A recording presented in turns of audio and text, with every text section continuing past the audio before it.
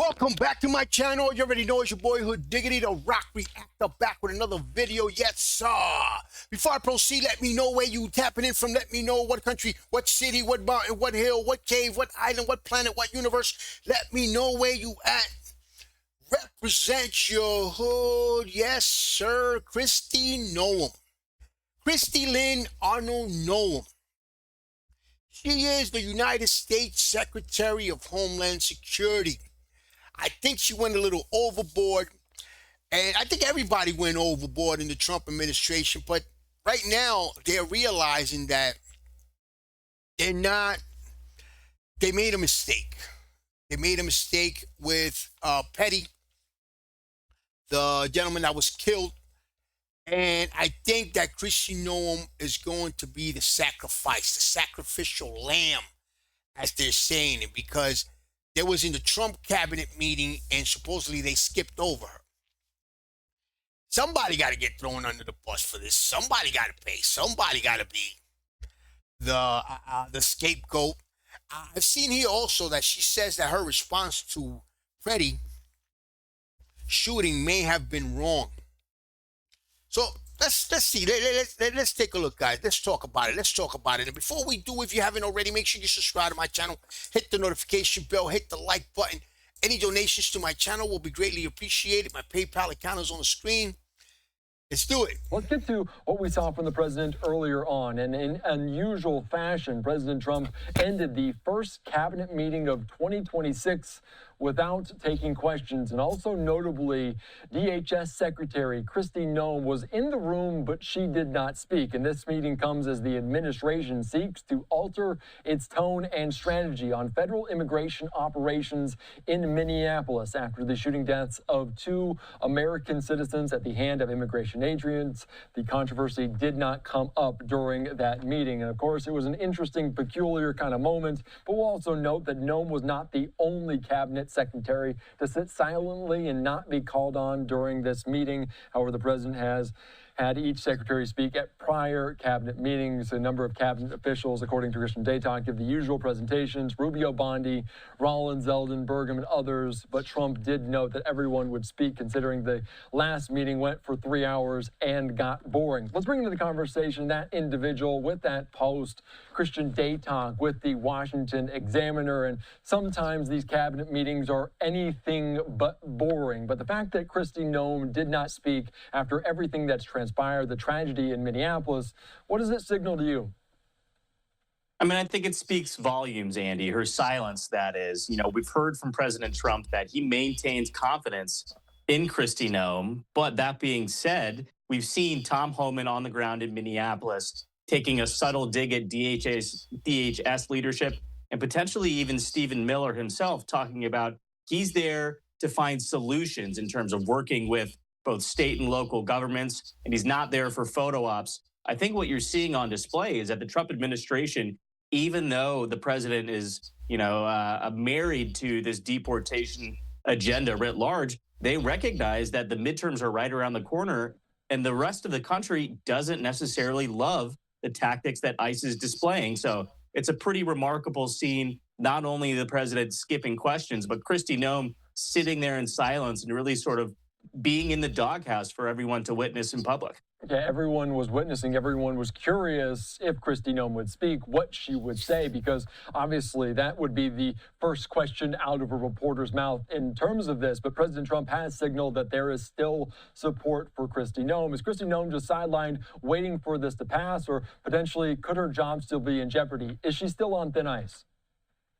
She's certainly on thin ice, but I don't think it's a done decision that, she might be replaced here before the year is out. I mean, I think you just have to look back at President Trump's career in its entirety. He's really been able to weather a multitude of political scandals, and this is sort of getting pulled right from the Trump administration's playbook. The thing is, guys, that I've always said it, that Trump and his administration is very radical. They going deep. When they're radical. They're strong. They're strong politicians. They're rough. They're rough around the edges. But sometimes radicalism turns to recklessness. And this is what happened here. They wanted to, they have an objective, go to Minneapolis, arrest and detain all illegal immigrants, specifically the criminal ones, target all illegal immigrants, and this has turned into something that people went as far as calling it a revolution. And then after people get killed, these people talk like it was just dogs that got killed, or they try to turn the narrative like nobody's watching, like there's not a video that confirms what's going on.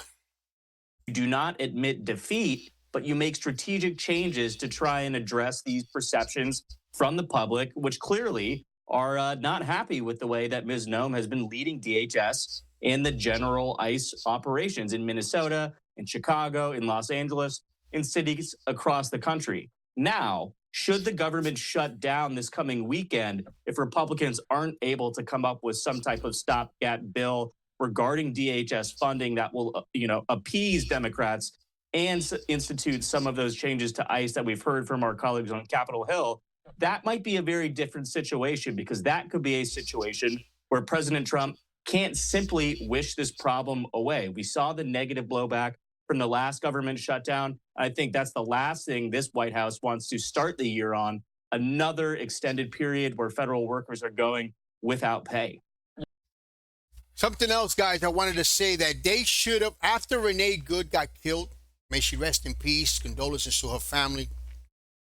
After she got killed, they should have done something about it. They should have brought down the volume, and they should have gotten together. They should have done what they're doing now.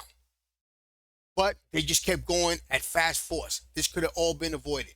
Yeah, and we'll get into that in just a second, but kind of circling back to Kristi Noem and what's going on in Minnesota, because obviously both physically and also with their words, President Trump, there's been a pullback of sorts, a shift in terms of border czar Tom Homan heading to the Twin Cities. Kristi Noem, obviously, they're in Washington, D.C., but President Trump also talking to different officials in Minnesota. But on Truth Social yesterday, he said Minneapolis Mayor Jacob Frey was still playing with fire. Is there a considerable shift in tone, and can we expect that moving forward? We didn't hear anything about it today.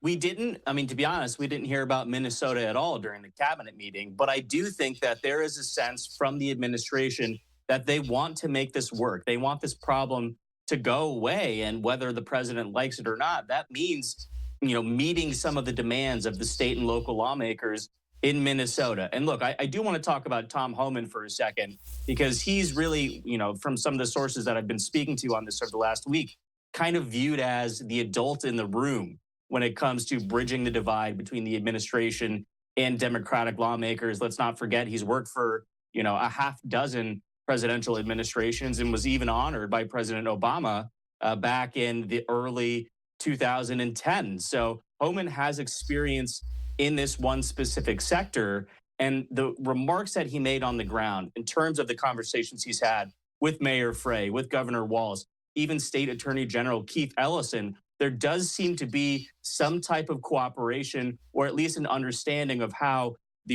both sides move from point A to point B. Point A being this really caustic situation on the ground between protesters and federal agents, and B being an eventual scaling down of the wider ICE operations in the state.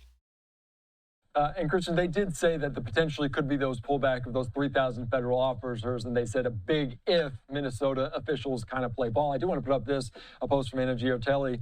She kind of quoted what you just said about this, saying you can't fix problems if you don't have discussions. I didn't come to Minnesota for photo ops or headlines. I came to seek solutions, and that's what we're going to do. You mentioned that potentially people believe border czar Tom Homan is the adult.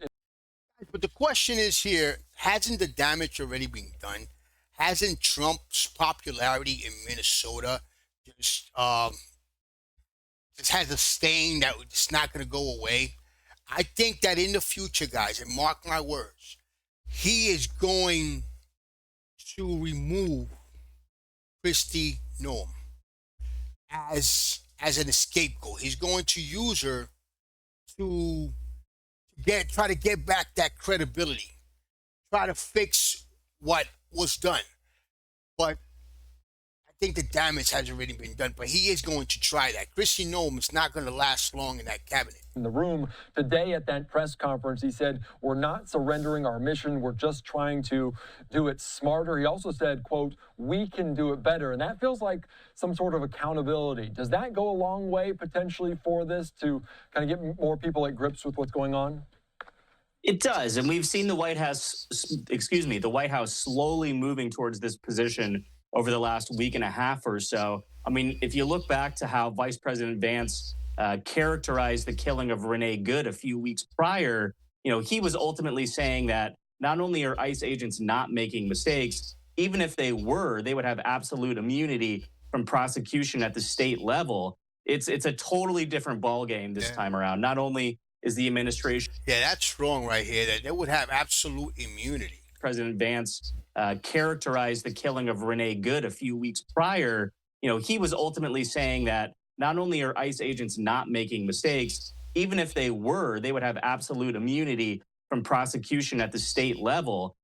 See, that's wrong right there. That's a slap in the face to every citizen. That's a slap in the face right there. That's telling you that they have no protection. They could do whatever they want.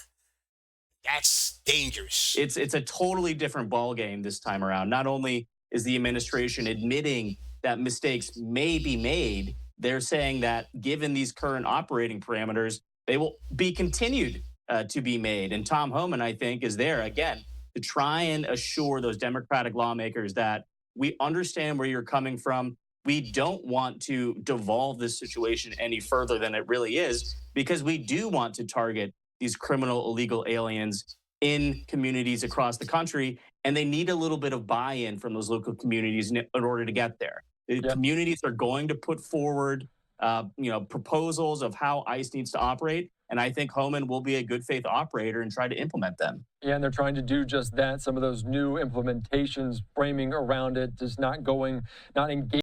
What I believe is that this from the beginning was an unnecessary fight, because why does ICE have to clash with regular normal citizens? I think ICE should have gone there with a little bit more strategy. ICE should have gone there with the mentality that they need to respect the regular U.S. citizens. They need to respect everybody that's there. ICE just went in there with no respect whatsoever and just started targeting everybody, and that's where chaos ensued. But this could have been avoided from the beginning, because there should be no reason why immigration should be at war with normal citizens. The people that got killed were U.S. citizens. I don't get it. Engaging with agitators and quoting, avoiding inflaming the situation. Let's talk, though, about another topic you mentioned, that being a looming government shutdown. And all indications we're kind of barreling toward that late Friday into Saturday. It loomed over the cabinet meeting, and there was a vote shortly after that did not really go anywhere. Trump said, though, that he's hopeful that we don't have a shutdown, this coming off the longest one in American history. How much pressure is there on President Trump to get Republicans on board with this, to have this move forward? I think a tremendous amount of pressure. And you can look back to last fall, when Democrats really emerged from that shutdown with a major win, especially based on the fact that Mike Johnson, John Thune on the Senate side, Republicans sort of failed to hold up their end of the bargain in terms of addressing those expiring Affordable Care Act tax credits. I think this time around, the White House, again, they're looking to avoid any additional hiccups or speed bumps on the way to holding their Republican majorities in November. A government shutdown would do almost the opposite of that, just based on the current precedent and polling. So I think the big hiccup at this point in time is what the length of this stopgap funding bill will be. Democrats are pushing 1 to 2 weeks. Republicans on the other side are saying this needs to be 2, 4, maybe even 6 weeks, because we don't want to just go through this situation, a week or two again down the line. And we've seen President Trump kind of be at the backing of Senate Majority Leader John Thune, Speaker Mike Johnson. But if it doesn't get through the Senate with all 6, as it likely won't right now, at this point, it'll have to go back to the House, and Speaker Mike Johnson will have to rally the GOP. How at odds are Speaker Mike Johnson and John Thune right now, and how is President Trump trying to manage this? Well, publicly, they may be at odds. Speaker Johnson has said he doesn't want to recall the House for, special sessions off of recess. But ultimately, both these men are kind of serving at the will and the pleasure of President Trump. We've seen Republicans on both sides of Congress really, even with their backs up against the wall, bend over to give the White House exactly what they want for President Trump's first year back in office. I really don't expect that to change much now that we're in the second year. That being said, there has been a little bit more backbone from Senate Republicans when it comes to pushing back on the president's wishes, especially given a couple of sequences we've seen in January alone. Not only the situation in Minnesota, but the president's intervention in Venezuela as well. So maybe the Rand Pauls of the world might rally a little bit of support to really push back against the White House. But ultimately, I expect President Trump to get what he wants at the end of this week. Yeah, we'll see how long a CR goes beyond this. We'll see what happens. And my last question before I let you go, because Trump may be a lot of things, but he is not tight-lipped. You wouldn't describe him as that. He didn't take any questions. What else did we learn from it besides taking questions? Well, I think the big top line headline out of the cabinet meeting was, one, the president is pleased with the operation in Venezuela that I just mentioned. He ordered Secretary Sean Duffy in transportation to immediately, by the end of the day, restart commercial flights to Venezuela based on promises and the cooperative nature of acting President Delcy Rodriguez's regime, both in terms of maintaining order within the country, and again, getting the Venezuelan oil flowing, not only to the United States, but into the global market as well. That was a major, major goal of that intervention. And it seems like President Trump is happy with the results. Yeah, and obviously not taking any questions about all of these various topics, international ones, domestic ones, just shows the magnitude of what's going on in Minnesota and their focus right now on that. Christian Daytalk with Washington Examiner, thank you so much for your time, your insight. You're on Live Now. What's important in Minnesota right now, what's important is that there is communication. People are talking. Both sides are talking. Before, both sides were just pushing.